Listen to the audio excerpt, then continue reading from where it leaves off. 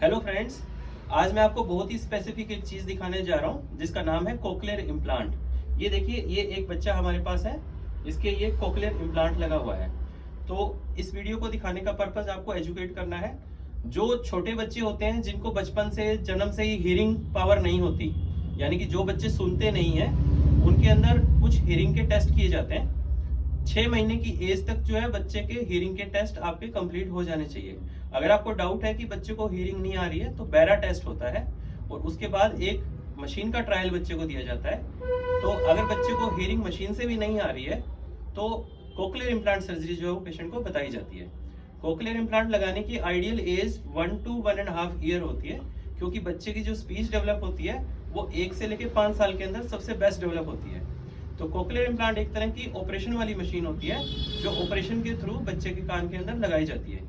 इधर आइए, मैं आपको ये कोक्लियर इम्प्लांट के पार्ट्स दिखाता हूँ। देखिए, बच्चे के अंदर कोक्लियर इम्प्लांट सर्जरी हो रखी है, तो इसके अंदर ये बाहर का एक्सटर्नल इम्प्लांट है।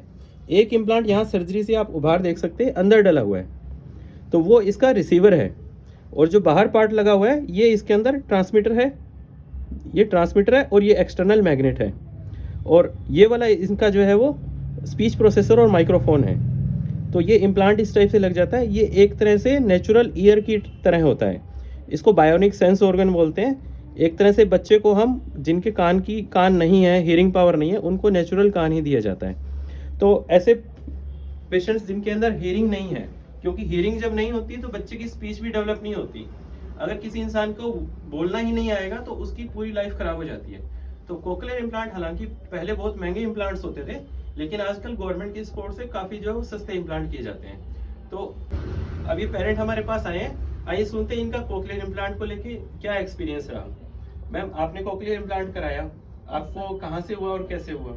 सर, हमने कानपुर से कराया था। हमें गवर्नमेंट की तरफ से फैसिलिटी मिली थी और ये फ्री ऑफ कॉस्ट थी, और ये हमें इससे बहुत अच्छा बेनिफिट हुआ।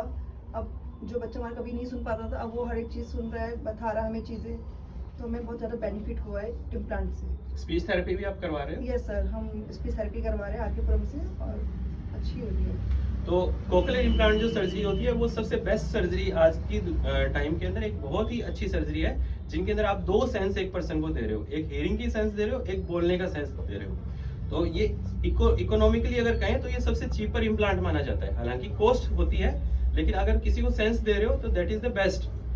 तो अगर किसी बच्चे को कोक्लियर इम्प्लांट की रिक्वायरमेंट है तो उसको as early as possible 1 to 1.5 year की एज में कोक्लियर इम्प्लांट करवा लेना चाहिए। जितना लेट इम्प्लांट कराया जाता है उसके अंदर स्पीच उतना ही डिफिकल्ट से डेवलप होती है।